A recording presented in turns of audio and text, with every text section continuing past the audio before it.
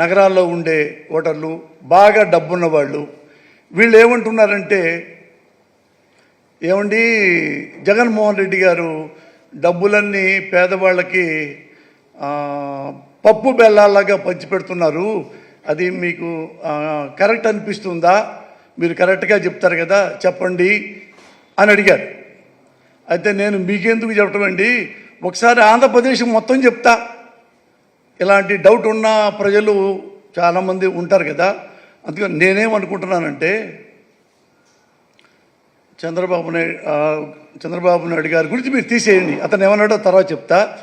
జగన్మోహన్ రెడ్డి గారు పప్పు బెల్లాలాగా పెట్టకపోయి ఉంటే ఈ పాటికి ఆంధ్రప్రదేశ్ చంద్రబాబు లాంటి ఒక అవినీతి పరుల చేతుల్లో పేదవాళ్ళు నాశనం అయిపోయేవాళ్ళు. ఎందుకంటే పేదవాళ్ళని ఇంకా పేదవాళ్ళుగా చేసేవాళ్ళు. ఎందుకంటే మీకు తెలుసు ఎప్పుడు అభివృద్ధి ఎక్కడా అంటే నేనేం చెప్తానంటే, అభివృద్ధి ఒక ఈ సిమెంట్ స్తంభాలతో కానీ పెద్ద పెద్ద బిల్డింగ్లతో కానీ అభివృద్ధి ఏం రాదు. బేసిక్గా మానవ నిర్మాణం జరగాలి. మనిషి వర్ణాన్ని జీవోత్సవం స్థాయిలోంచి నేను ఒక మనిషిని అని ధైర్యంగా రోడ్డు మీదకి వచ్చి నిలబడి చెప్పగలిగేలాగా ఉండాలి. అది చంద్రబాబు చేయరు. 5 ఏళ్లకు ఒకసారి ఎలక్షన్కి వస్తారు, పేదల దగ్గరికి, కూలీల దగ్గరికి. వాళ్ళని పేదవాళ్ళగానే ఎన్నో సంవత్సరాలుగా 75-80 సంవత్సరాలుగా అలాగే బతికిస్తున్నారు. చంద్రబాబు లాంటి నాయకులు వస్తారు, వాళ్ళ దగ్గరికి వస్తారు, ఒక్కొక్కరి ఇంటికి ఒకటికి 1000 రూపాయల చొప్పున, 4 ఉంటే 4000, 8 మంది ఉంటే 8000 ఇచ్చేసేసి వెళ్ళిపోతారు. అప్పటిదాకా ఈ పేదవాడికి ఏముంటుంది? పూరి గుడిసె, అన్నం లేదు, ఆరోగ్యం లేదు, నాగరికత లేదు, విద్య లేదు, డబ్బులు లేవు, తినడానికి తిండి లేదు, కడుకోవడానికి బట్ట లేదు. ఇలాంటి వాడికి ఒక్క 1000 రూపాయల కాగితం చూపిస్తే, ఇదిగో ఈ 1000 రూపాయలు నీకు ఇస్తా, నాకు ఓటేస్తావా? వేస్తానయ్యా, 6 ఉన్నాం, 6000. ఇది సాగుతుంది ఎప్పటి నుంచో. అప్పుడు ఏమవుతుంది? ఈ 6000 ఎప్పుడు వస్తాయి? 5-6 నెలలు వస్తాయి. మళ్ళీ ఎప్పుడు వెయిట్ చేస్తారు ఈ పేదోళ్ళు? మళ్ళీ 5 ఏళ్ళు తర్వాత మళ్ళీ ఎలక్షన్లు వస్తే అప్పుడు మనకు డబ్బులు వస్తాయి కదా అని అప్పటిదాకా వెయిట్ చేస్తూ ఉంటారు. ఒక జీవోత్సవాల్లాగా. ఇది వద్దు. పేదవాడు జీవోత్సవం కాదు, పెద్దవాడు జీవోత్సవం కాదు అని చెప్పి ఈ పథకాన్ని ప్రవేశపెట్టాడు. దీనికి అన్ని చదువులు కానీ, విజ్ఞానం కానీ, నాడు నేడు అన్నా కానీ, ఆరోగ్యం అన్నా కానీ, మీ ఇంట్లో బట్టలు లేవు, అన్నం లేదు, కూడు లేదు, గుడ్డ, ఇన్ని చూసి ఈ పథకాలు ప్రవేశపెట్టాడు. మీరు అనుకుంటున్నారు పంచుతున్నారు అనుకుంటున్నారు. నేను అంటున్నాను, అర్బన్లో ఉండే మహానుభావులు, డబ్బున్న వాళ్ళు, ధనవంతులు, ముఖ్యంగా చెప్తే ఎగ్జాంపుల్ మా కమ్మ వాళ్ళు కూడా, అలాగే డబ్బున్న కాపు మహారాజులు కూడా అదే టౌన్లో ఉంటూ మీరు కూడా ఎంతోమందికి లక్షల రూపాయలు పంచుతున్నారు కదా పేదలకి. పేదలు నేను కమ్మవాడిని. అరే ఊళ్ళలో మన కమ్మవాడు ఉన్నాడు, వీడు బాగా చదువుతున్నాడు, వీడి డబ్బులు లేవు అని వాడికి 10,000, 5,000 ఇచ్చుకుంటూ ఈ మనం ఇస్తే వాడు చదువుకొని మనలాగే పెద్దాడవుతాడు కదా అని వీళ్ళు డబ్బున్న కమ్మవారు డబ్బు లేని పేదవాళ్ళకి, డబ్బున్న కాపు నాయకులు రాజకీయ నాయకులు కాదు, గుంటూరులో ఉన్నారు చూడండి, మన మహానుభావుడు గుంటూరులో తులసి రామచంద్ర ప్రభు, అతను కొన్ని వందల కాదు వేలాది మంది కాపు కుర్రోళ్ళకి, అమ్మాయిలకి, అబ్బాయిలకి తన సొంత డబ్బులతో లక్షల్లో చదివిస్తున్నాడు. అలా మీరు డబ్బులు ఇస్తున్నారు కదా. అలాగే నేనే ఎగ్జాంపుల్. నేను ఇక్కడికి పేదవాడిని. నేను 7th క్లాస్ పెద్దకాకంలో చదివా. ఆ తర్వాత భయం, మా నాన్న బరిగూడి బరిగొడ్లు తిప్పుతాడేమో, పొలంలో కూలీకి పంపిస్తాడేమో. అంటే మా నాన్న నా ముఖం చూసి బాధపడి ఈ ఏడ బాగా చదివితే బాగుండే అని తీసుకెళ్ళి మోతడకలో పెట్టాడు. తెలుసు మీకు మోతడక ఇక్కడ అమరావతి రోడ్లో. అక్కడ అయిన వాళ్ళు ఇట నా బిడ్డను చదివించండి, నేను డబ్బులు ఇవ్వలేకపోతున్నానంటే ఆ దయతో 10th క్లాస్ చదివా. 10th క్లాస్ మంచి మార్కులతో పాస్ అయ్యా, దగ్గర ఫస్ట్ క్లాస్తో. మళ్ళీ మా నాన్న ఎదురుగా నుంచుంటే మా నాన్న మళ్ళీ నా ముఖంకి చూశాడు. నేను ఇట్ట తలుపుతుంటే మళ్ళీ నేను బరిగుడ్లు కాపిస్తాడేమో అంటే మళ్ళీ తీసుకెళ్ళి జేకేసీ కాలేజీ స్టూడెంట్ ఎంకేఆర్ గారు, మరుపూడి కోటేశ్వరరావు గారు, మా పెదకాకని మా నాన్నకి తెలుసు. అరే కోటేశ్వరరావు, వీడు బాగా చదువుతున్నాడు రా, మా దగ్గర డబ్బులు లేవు, నువ్వేమైనా సహాయం చేస్తావా? వాడు నాకు వదిలేయి సుబ్బారావు. ఆయన నన్ను తీసుకెళ్ళి జేకేసీ కాలేజీలో జరిపించారు. ₹1 కూడా మా దగ్గర లేదు, ప్రామిస్లో ఏమంటే లేని ₹1 కూడా లేదు. అక్కడి నుంచి గుజ్జనగోళ్ళు ఉంది గుంటూరులో ఎక్కడో జేకేసీ కాలేజీ, మా ఊరు పెదకాకని. ఇక్కడి నుంచి బస్సు ఎక్కి వెళ్ళాలి, బస్ స్టాండ్లో దిగి మళ్ళీ బస్సు ఎక్కి జేకేసీ కాలేజీకి వెళ్ళాలి. ₹1.5 ₹2 రోజు అవుతాయి. మా ఇంట్లో పావలా కూడా లేదు. ఎట్టా అంటే పాప ఆ ఎంకేఆర్ గారు నన్ను కమ్మ హాస్టల్లో చేర్పించాడు. కమ్మ హాస్టల్లో చేర్పిస్తే కమ్మ హాస్టల్లో అంత డబ్బులు మనం ఎక్కడ కడతాం? కమ్మ హాస్టల్లో 5 ఏళ్ల పాటు ఇంటరు డిగ్రీ అక్కడ హాస్టల్లో ₹1 లేకుండా గదిలో 5 ఏళ్ళు ఉన్నా. 5 ఏళ్ల పాటు 2 పూట్ల కడుపు నిండా అన్నం తిని చదువుకున్నా. ఎవరిచ్చారు ఈ డబ్బులు?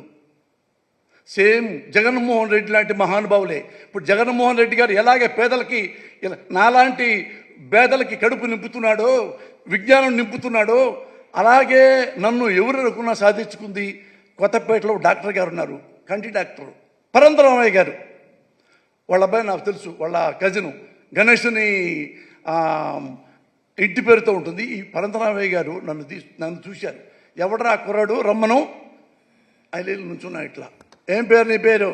నా అప్పుడులో నా పేరు పోసాని కృష్ణమురళి. ఇంటి పేరు ఎందుకు చెప్పావు? నేను ఎప్పుడు అలాగే చెప్తాను సార్. ఎన్ని వచ్చినాయి మార్కులు? ఇన్ని వచ్చినాయి సార్. సరేరా, నిన్ను 5 ఏళ్ళు ఇక్కడే ఉండి చదివిస్తా, కాలేజ్ ఫీజు కూడా నీకు కడతా, హాస్టల్లో నీకు 5 ఏళ్ళు అన్నం నీకే పెట్టిస్తా, నువ్వు బాగా చదవాలి, మరి పాస్ అవ్వాలి, బాగా చదువుకొని. చదువుతాను సార్, వెళ్ళిపో అని బుధం తడితే 5 ఏళ్ళు ఆ మహానుభావుడు నన్ను చదివించాడు. డిగ్రీ చదివాను, తర్వాత MA చదివాను.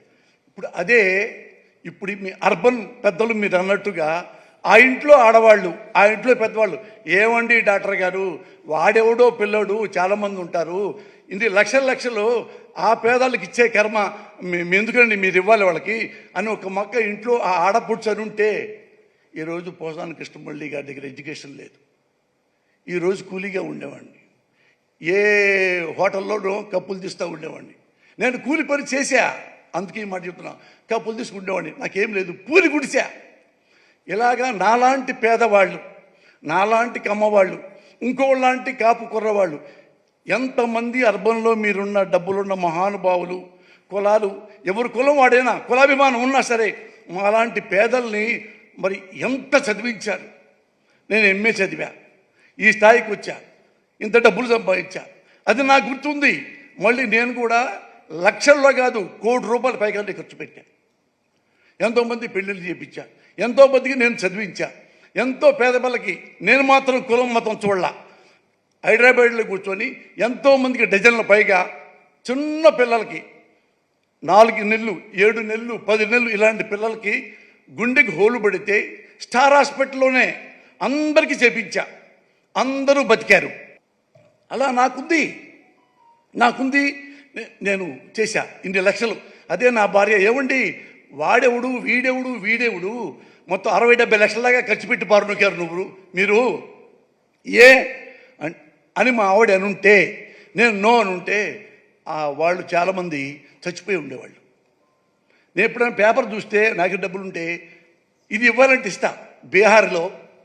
బీహార్లో వాచ్మెన్ కూతురు 10 ఏళ్ళు గుడ్డికి హోలు పడింది, ₹1,50,000 ఇస్తే ఆమె బతుకుద్ది. రామోజీరావు గారు ఈటీవీ అందులో నేను చూశా, ఆ ఏజెన్సీ వాళ్ళు పిలిపించుకొని ₹1,50,000 ఇచ్చా త్రూ రామోజీరావు. ఆ డబ్బులు పంపించాను సార్, ఆ అమ్మాయికి ఇస్తా. ఆమె బతికింది. అప్పటికి వాడు నా ఫోటో పెట్టుకున్నాడు. అలాగా మేము కూడా మాలాంటి పేద బతుకులో అలాగే అలా డాక్టర్ ఫోటోలు పెట్టుకొని ఇంకోళ్ళు ఫోటో పట్టుకొని స్ఫూర్తిదాయకమయ్యాం. ఇది మీరు డబ్బులు పంచి మాలాంటి వాళ్ళని పైకి తేడానికి జగన్మోహన్ రెడ్డి గారు పేదవాళ్ళకి బ్యాంకులో డబ్బులు వేసి అవి పంచి వాళ్ళ జీవితాలు బాగు చేయడానికి ఏమన్నా తేడా ఉందా?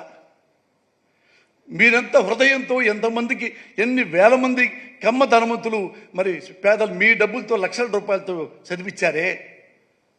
మరి ఇప్పుడు ఇతను అదే పద్ధతి కదా, ఇది పద్ధతి కాదు.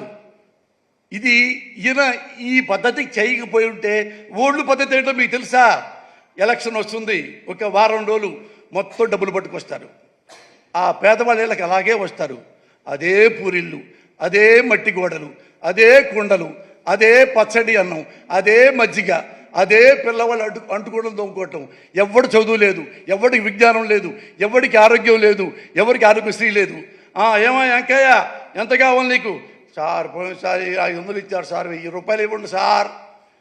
1000 రూపాయలు తీసుకుని వీడు మళ్ళీ ఎప్పుడు వాడి జీవితం ఎప్పుడు బతకాలి? ఎప్పుడు ఈ డబ్బులతో వాడు చంద్రబాబు లాంటి వాళ్ళు వచ్చేసి 1000 కదా 2000 ఇచ్చేయి పో, 2000 ఇచ్చేశారు. వాడు ఎమ్మెల్యే అవుతాడు, మంత్రి అవుతాడు, ముఖ్యమంత్రి అవుతాడు, కోటీశ్వరుడు అవుతాడు, వేల కోటీశ్వరులు అవుతారు. ఈ పేదవాడు ఎక్కడ ఉంటాడు? అక్కడే ఉన్నాడు. అంత దుర్మార్గులు కొంతమంది మన రాజకీయ నాయకులు. నేను చెప్పిందేం కాదు, ది గ్రేట్ రాజీవ్ గాంధీ ఒక మీటింగ్లో చెప్పాడు, మన ఇండియాలో రాజకీయ నాయకులు అంతా దొంగవాళ్ళు అంటే అని నవ్వుతూ చెప్పాడు. దొంగవాళ్ళు అంటే మనం ఎగ్జాంపుల్ ఆంధ్రప్రదేశ్లో ఒక రాష్ట్రం, ఆడకెళ్ళి ఒక జిల్లా, ఆడ నుంచి మండలం, లోపల కుగ్రామం. ఇక్కడ మనం ఒక పథకం పెట్టి ₹1 ఇక్కడ నుంచి ఢిల్లీ నుంచి ఆ కుగ్రామానికి ఎలా పంపించాలి అంటే ఆ రూపాయి ఢిల్లీ నుంచి ట్రావెల్ అవుతుంది. ఢిల్లీ నుంచి ఆ కిందకి వచ్చేవరకు, ఆ 100 కిలోమీటర్లు వచ్చేవరకు ఆ కింద వచ్చి అరిగి తరిగి పేదవాడి చేతికి అది పావలాగా మారిపోతుంది. That kind of politicians we are having right now. ఇది రాజీవ్ గాంధీ గారు చెప్పారు. ఇలాంటి పిచ్చి పనులు జగన్మోహన్ రెడ్డి గారు చేయలేదే. డైరెక్ట్గా ₹1 కూడా లంచం లేకుండా డైరెక్ట్గా తీసుకెళ్ళి బ్యాంకుల్లో వేసి, ఎందుకు వేశాడు? ఓన్లీ ఓట్ల కోసమేనా? ఓట్ల కోసమే వేసేస్తారు ఇన్ని లక్షల కోట్లు. అంటే మీరు ధనవంతులు, మా కమ్మ ధనవంతులు, మా కాపు ధనవంతులు, వీళ్ళు కూడా మాలాంటి పెద్దవాళ్ళని పేదవాళ్ళని లక్షలు చదివించింది స్వార్థం కోసమా? ఓట్ల కోసమా? భవిష్యత్తులో రాజకీయ నాయకుడు అవుతావనే కాదుగా. చిత్తశుద్ధి, హోల్ హార్టెడ్నెస్, మానవత్వం. వాడు మనలాంటి మనిషే, కాబట్టి మనకి డబ్బు ఉంది, వాడికి డబ్బు లేదు. ఇదే లాజిక్ జగన్మోహన్ రెడ్డి గారిది. ఏమిచ్చాడు డబ్బులు? అటు ఇచ్చి వెళ్ళిపోలేదా? డబ్బులు ఇచ్చి దేనికి ఇస్తున్నారు? అమ్మా మేము పిల్లల్ని చదివించాలంటే వాళ్ళు అప్పటిదా కూలికి వెళ్ళేవాళ్ళు. మీ కూలికి వెళ్ళే డబ్బులు కూడా నేను ఇస్తా, నీకు ఇస్తా, పిల్లల్ని చదివించు. దానికి డబ్బులు ఇచ్చాడు. నాడు చదివించాడు. బూట్ల కాడ నుంచి, లేసుల కాడ నుంచి, బట్టల కాడ నుంచి, వాటర్ ప్రూఫ్ బ్యాగు కాడ నుంచి, ట్యాబుల్ కాడ నుంచి ఇన్ని ఇచ్చింది దేనికోసం? మానవ నిర్మాణం కోసం. దీని మించిన మానవ అభివృద్ధి కంటే గొప్ప అభివృద్ధి ఇండియాలో ఇంతవట్టికి జరగలా జరుగుంటే మీరు చెప్పండి. చంద్రబాబు నాయుడు గారు అంటారు ఓ మాట, ఏంటంటే ఎన్నెన్నో పథకాలు పెట్టాం, సంపద సృష్టిస్తాం అన్నాడు కదా. మీరు నేను వెళ్ళిపోయిన తర్వాత మీరు నెట్లో చూడండి, మీరు ఆయన దగ్గరికి వెళ్ళి అడగండి, అడగాపితే ఇంకోటి కనుక్కోండి. ఆయన ఎప్పుడు ముఖ్యమంత్రి అయ్యాడు ఆ రోజు నుంచి ఈ రోజు వరకు ఆయన బడ్జెట్ చూడండి. ప్రతి బడ్జెట్లో రెవెన్యూ లోటు ఉన్నవాడివి ఎట్ట సంపద నువ్వు క్రియేట్ చేయగలవు? ఎవరిని అడగండి. ఎవడ సింపుల్ లాజిక్. నా ఇంట్లో రూపాయి లేకుండా నేను ఎలా బిల్డింగ్ ఉంటాను? నా ఇంట్లో పావులా కూడా లేకుండా ఎలా నేను క్రాప్ చేయించుకుంటాను? ఎప్పుడు నీ బడ్జెట్ ఆ రెవెన్యూ లో బడ్జెటే. దానికి నువ్వు ఈ సంపద అనేది లేదు. కానీ సంపద తెలియదు కదా నా పిల్లలకి, పాపం పేదలకు ఏం తెలుసు. ఇవన్నీ ఎంత మోసం చేసి ఇప్పటివరకు ఆయన బతుక్కుంటూ వచ్చాడు. ఎందుకు నేను అనుకుంటున్నానంటే ఈ అర్బన్ ఓటర్ మహాశయులకి మీరు గమనించండి, ఒక్కసారిగా ఒక ఇంప్రెషన్ పెట్టుకోకండి. First impression carries up to last అట్టొద్దు. ఏం మోసం చేశాడు జగన్ గారు మీరు క్వశ్చన్ చేసుకోండి. ఏ మోసం చేస్తున్నాడు అప్పటి నుంచి చంద్రబాబు నాయుడు గారు మీరు ఎంక్వైరీ చేసుకోండి. అదే మళ్ళీ మీ అర్బన్ సోదరులకు నేను అడుగుతున్నాను, ఇదే కదండి మరి వైఎస్ఆర్ కూడా చేశారు. ఇప్పుడు వైఎస్ఆర్ గారు చేశారు కదా, ఏం చేశారు? ఆంధ్రదేశంలో రైతు సోదరులు వాళ్ళు పంటలు పండగలేకపోతే ఏదో ప్రాబ్లం వస్తే ఇల్లు బ్యాంకులో తాకట్టు పెడతారు, ఆడపడుచుల బంగారం తాకట్టు పెడతారు, పొలం తాకట్టు పెడతారు. ఆ డబ్బులు తెచ్చుకొని మళ్ళీ పంట పండిస్తారు. మళ్ళీ అతివృష్టి, మళ్ళీ అనావృష్టి, మళ్ళీ పంటలు పోయి వేల వేల వేల వేల అప్పులు రైతుల చేతుల్లో పడిపోయి వాళ్ళు అనేబుల్ టు పే.